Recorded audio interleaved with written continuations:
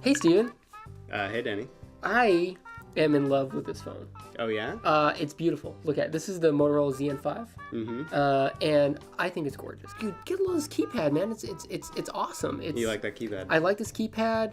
It's it's backlit. It's a little bit funky, but once you get used to it, it's not bad at all. Yeah, you like the touch buttons? I like the touch buttons, and I also like this 5-megapixel camera that's in this guy right here. Yeah. Have you actually taken pictures with it? Oh, I just did. Really? Yeah. Have you compared it to the photos that this guy takes? Oh, I haven't. You haven't? Is that the N82 you got there? This is the Nokia N82, which is pretty much, I think, the gold standard for the last year and a half in camera phones. Well, that is the highest rated camera phone we've tested thus It is far. our highest camera phone. It got an 8 out of 10 in test.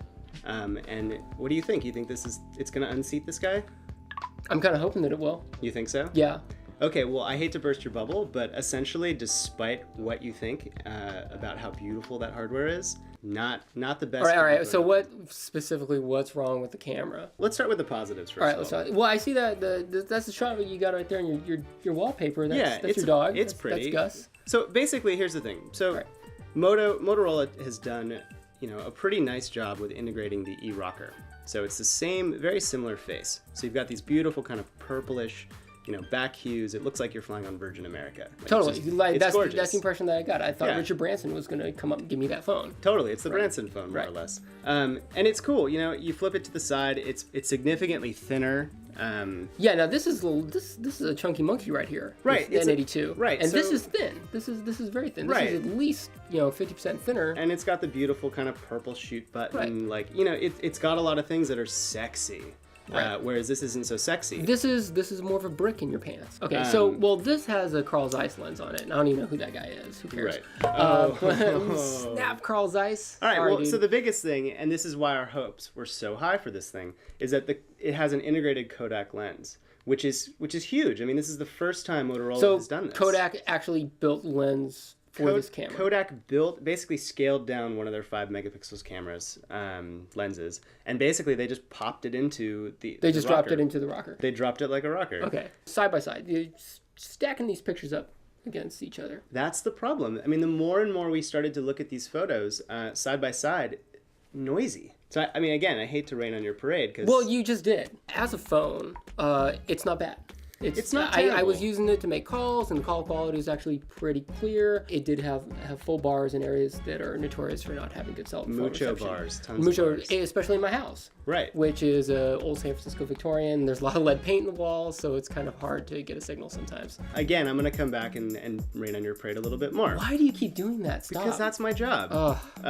So with this guy, you've got all this control on the zoom. So you can kind of tweak it in, you can tweak it out. You have just utmost control. Okay. This guy, you've got preset zooms. So you basically can do a standard shot, you can zoom it in once, you can zoom it in again, and that's it. I don't mind Motorola telling me what I like and can't and not like. Right, Motorola can tell me what to do, and I'll just follow. That's fine. Fine. Well, then that's a perfect device for you. Okay. I'm ashamed of you.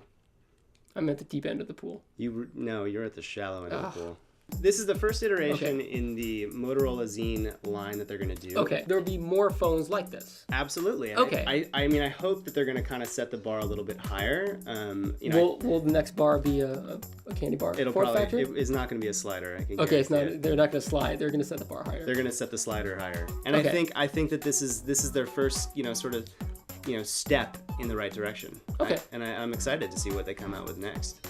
If they're still around. If they're still around. Right. Going purely off the images, I'm gonna give it, 6 out of 10 blue balls. So it's recommended just with reservations. So certain people who are maybe shallow and maybe a little vapid. Yeah, that's you. Might like this phone. Not to insult you. No, that's fine. That's accurate. Totally, and Mr. Boring, PC guy over here, who really likes what his images look like and doesn't care if it's a beautiful piece of hardware as much as you do. Mm-hmm. You care about what's on the inside. I care about yes, I do. Yeah, see, I'm all about flashy looks and, a pretty face. Okay, so in my hand right here, I have the new Motorola RAZR. This is the 2008 version. And in my hand, I have the 2004 version of the Motorola RAZR. It's basically the same 2.2-inch screen, same keypad. There's really nothing new about this phone 4 years later. Right. it's kind of like lipstick on a pig, right? It is. You gussy it up with maybe some new building materials, like this one has aluminum and glass on it, and you put like a shiny touchscreen on the front and a mirror finish, and it's... And you release it for $100 on Sprint and see who'll buy it. Who'll buy it, right? It made me kind of angry, actually. I feel like you're angry. There's something sort of disingenuous about Motorola basically releasing the same phone 4 years later.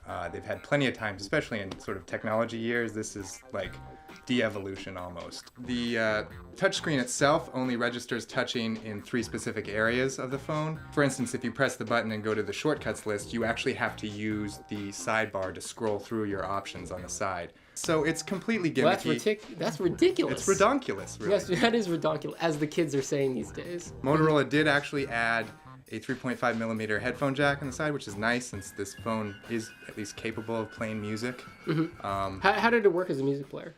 It's awful, actually, because the old version of the RAZR, of course, used Motorola's music store, which wasn't all that great to begin with, and actually now switched to Sprint's music store, which is somehow even worse. It's nowhere near what a multimedia phone music store should be. It's horrible and labyrinthine. It's labyrinthine? It is. Oh man, that's terrible. Is there a Minotaur in there? There is.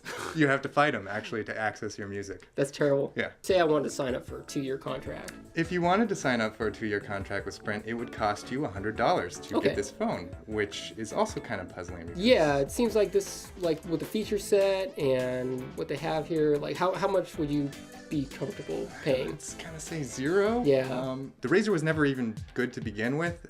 They just sort of take one feature that was poor and release a newer version that's slightly better.